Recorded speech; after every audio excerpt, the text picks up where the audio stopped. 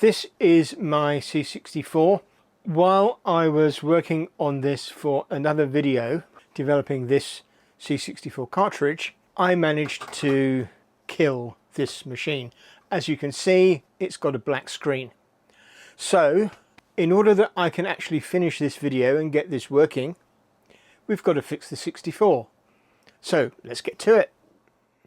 So this is a MOS 6532 tester board that I'm working on, and it is the subject of another video which you may not have seen, or you may have already seen. I don't know whether that's going to come out before this or not. It depends on whether we get this fixed, I guess. I think I plugged it in and it was kind of skewed a bit or something, but whatever, it seems to have killed the 64. So let's unplug it and take it apart and see what we can see. Now I've already taken the screws out.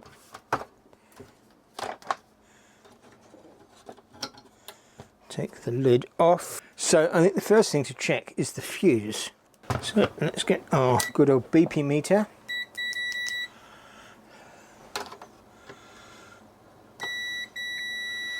That seems okay, and I can actually see the fuse element is still there, so that's good. My suspicion is it's either going to be the CPU, and dust away, or the PLA. So that's the PLA. It's a big jobby and it's soldered in. Those are not cheap or easy to find. Actually, they are fairly easy to find, but they're not cheap, and they're a strange thin dot pitch. So this is a short board. Everything is in a different order to what I'm used to. That I think is one of the CIAs. That is the other CIA. That is the CPU. Is that a ROM? Oh no, that's the idiot. That's the VIC. I'm so used to it being in a tin can. 8565. So I've got the programmer's reference guide, and that has the 6510 spec in it, which tells us what pin does what. The 8500 and the 6510 are basically the same chip. So first check.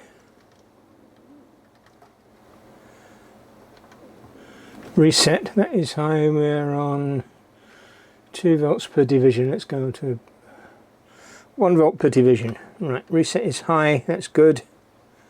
Phi 2 in. Aha! That looks suspiciously absent. Read write is suspiciously absent.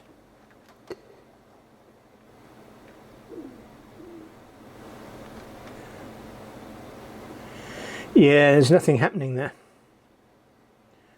A few glitches. These are the address lines. So I think the thing to do next is get a pin out of that and see what we can see. We need to look at the clock going in. I think that's the clock generator chip, maybe. A bit warm, but not hot.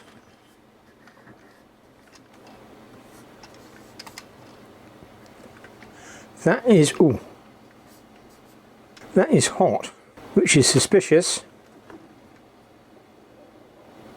Warm. Yeah, that's hot. Ouch, ouch, ouch. So I think we could be looking at that. Do I have a spare one? I don't have an 8500, but I might have a 6510. Ah, okay, that's giving us a signal, pin 1. I suspect when that says Phi 2 in, maybe that means Phi 2 out. That's a clock. Ready is high, IRQ is high, NMI is high. 5 is AEC. Looks like a clock. VCC. Address 0. We've got something going on. Now the address stuff may be not coming from there, but might be coming from the VIC chip. It's possible. I think, owing to the fact that this was blimmin' hot, I'm going to suspect this as being the first line of defense. In any case, these are a lot cheaper than these. So, I'm going to have to desolder that. Now, I don't have an 8500, but in my collection of MOS chips, I do have a 6510, so we can pull this one out, put a socket in there, and then plug the 6510 in. They are basically the same processor, but the 8500 is a more modern variant. I will come back when this is desoldered.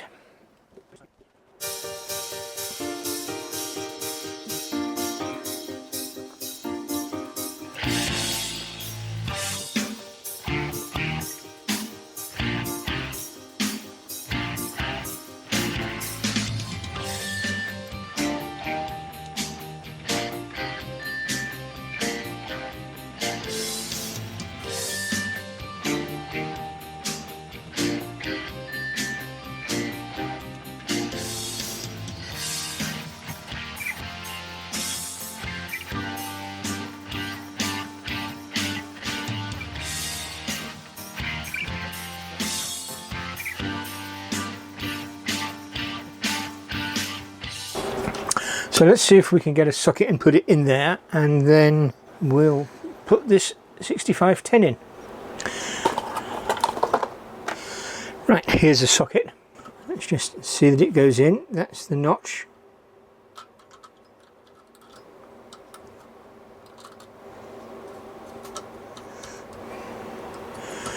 There we are. Now, in the usual fashion, we just solder the corners first.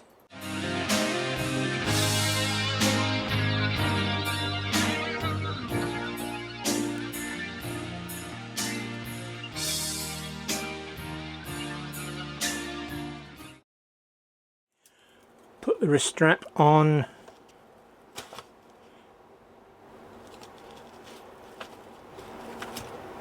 and there we go, 6510. Now that one was 5187, this one is 1683. So it's an old chip going in an E, slightly younger.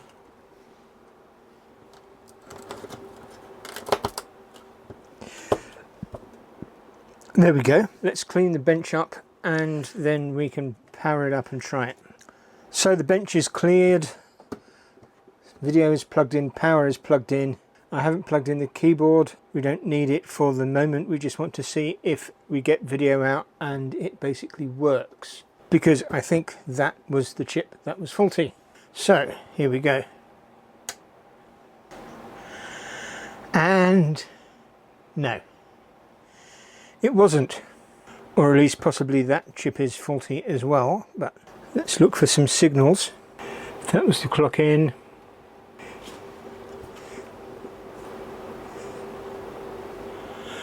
And that was the clock out, so we're actually getting clock out now. That's good. Address lines are doing something.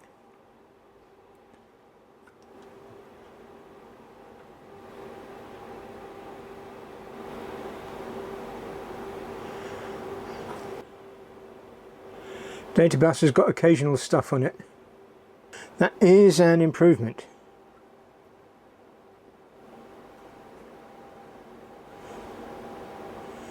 And that is warm, but it is not baking hot. That is quite cold. That is warm. That is warm. That is warm. Let's look at the VIC chip next. So I've got some data sheets printed out and some pinouts for this and this and this. This is the clock generator 8701. Right, clock 8701, which we should be able to see. 5, that's reset. Reset is high. Pin 6 should be the dot clock, and then we've got our dot clock. Pin 7 is low for PAL, which it is.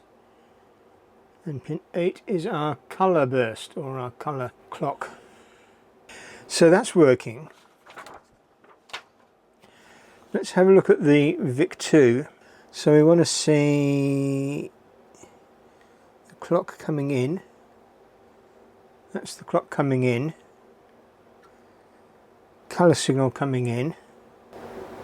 These are our memory addresses for the, I guess, data that it's looking for, and They seem to be fine. Just look at the data lines. Yeah, we're getting things on that.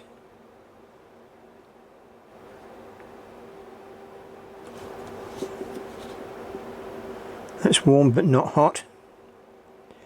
So we should see on the output side CAS, RAS, 50 out, AEC, so sync and Luma, and we can see that that is doing stuff. It's not on a correct time base. There we go. And then that should be our colour burst. So the VIC-2 looks like it's doing its job. Let's go on to the 251715-01. 251715-01, yes. This is our super mega PLA. So VDD. And these are our addresses. That's A12, which looks kind of flat. A11's got stuff on it. That doesn't. That doesn't. That does. Is that looking suspicious? A13. That's just flatlined. Well, 5 volts flatlined. A14. Again, nothing happening there. A15. Nothing happening there. Read write. Nothing happening there. That's coming direct from the CPU, which we've just replaced. Low RAM, high RAM, char N, NMI is low. That seems wrong. Oh no, that's NMI is active high. Restore is low. VA14 is high. These are all active low, so if they're not doing anything, I would expect them to be active, or rather I would expect them to be high. Pin 15, that's the kernel ROM. Okay.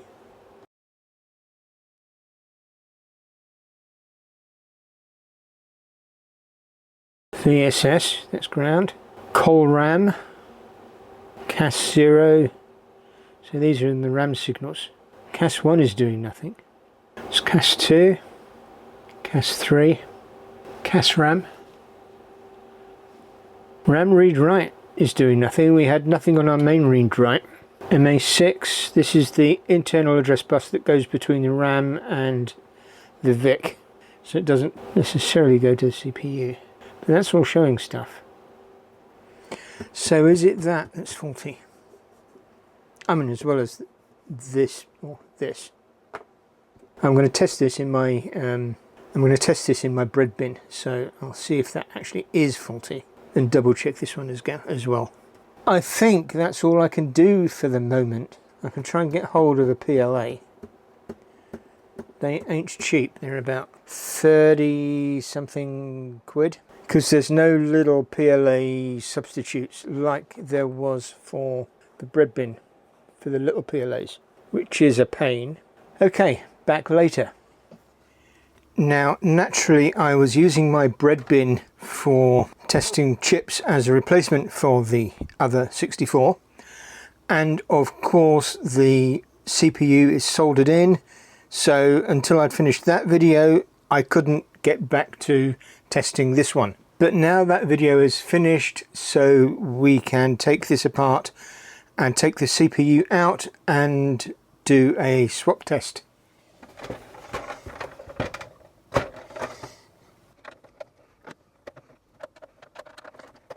There's only 2 screws in this because the case is pretty much knackered. Okay, there is 6510. We need to take that out carefully and socket it.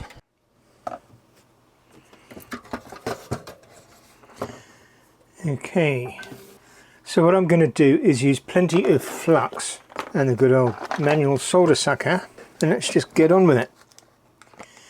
So I'm going to add fresh solder to all the pins.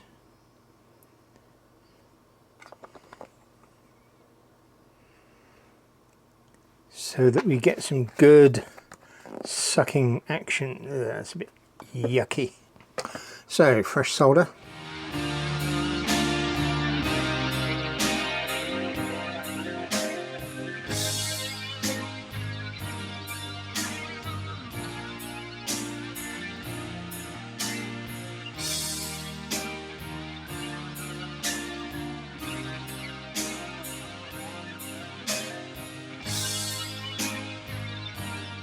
Now that's probably not going to come straight out, but we can just flick the pins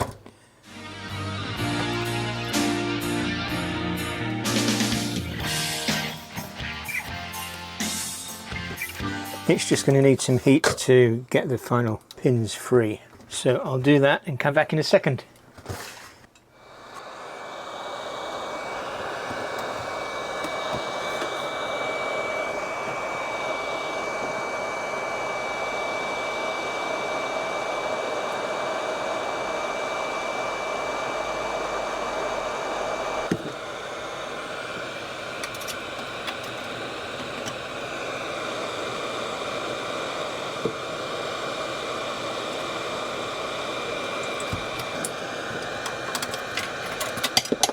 There we go.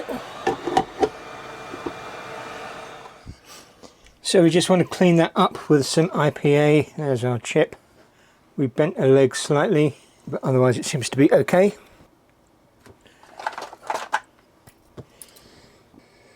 And that looks good, no traces broken. So we can solder in a socket. Let's clean it up first. Okay. Clean up the back of the board as well.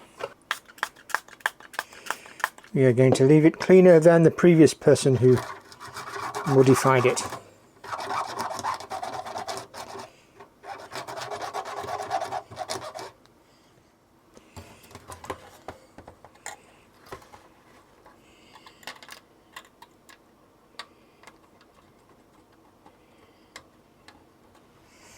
There we go, that just drops in. Very gingerly we'll tack the corners on and then make sure that they are seated.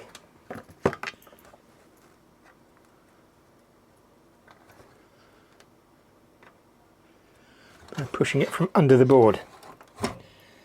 Okay, good.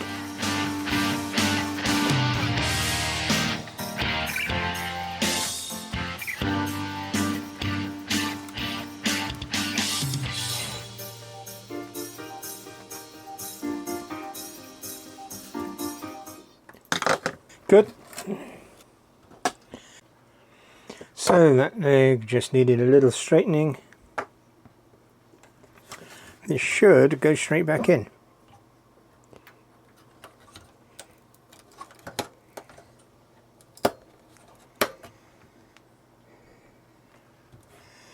There we go, and we can test that this still works, and then we can do a chip swap. Okay, you won't see anything on the board, so we'll have a look at the screen. Yep, that is still working fine. Here is the 8500 out of the other 64. So let's give it a try.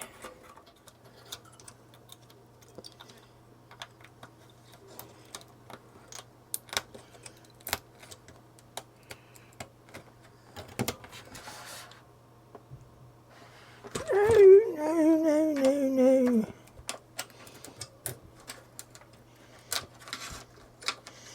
We're getting this all wrong. It's because I'm doing it on camera.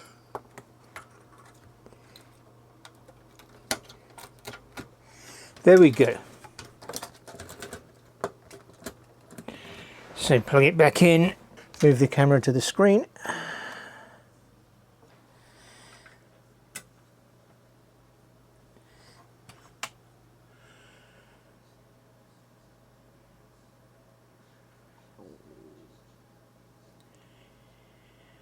I'd say that's conclusive. That CPU is dead.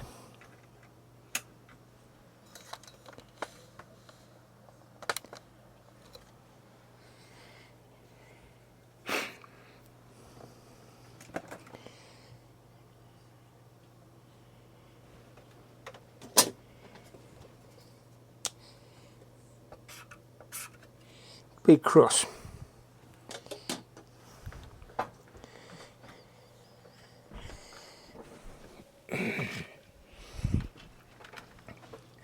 So I'm going to try the 6510, there it is, that we put in here and didn't get anything out of this machine, and just check that that's okay, because we had no way of testing this earlier.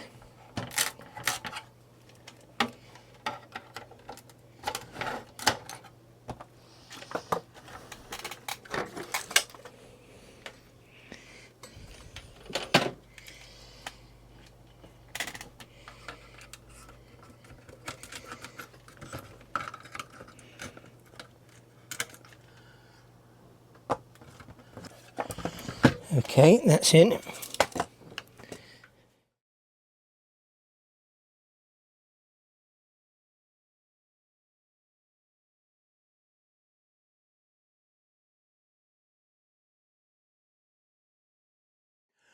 Off camera I desoldered the Super PLA and fitted a new socket.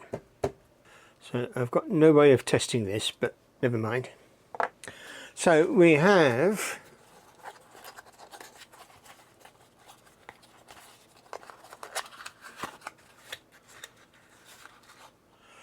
a 252535 Super PLA from Run Stop Restore. This is a Sharp branded one.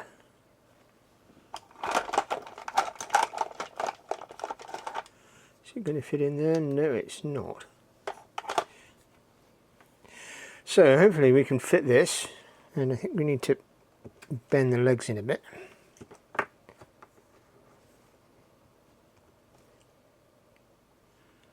Ah, comes with its own hologram. Authentic, genuine, original. 535807 it says. Right, so let's fit this. Hopefully that's visible on a camera.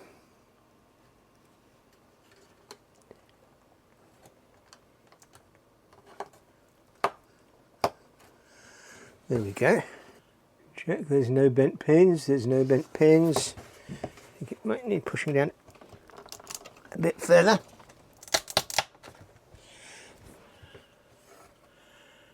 There we go. Click, click, click. So, the truth of moment. Right. Let's plug it in.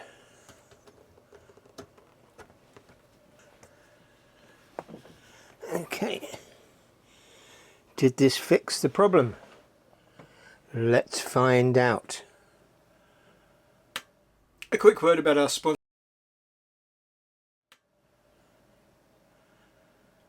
Yes, that is awesome. So it really was both the 8500 and the Super PLA that died.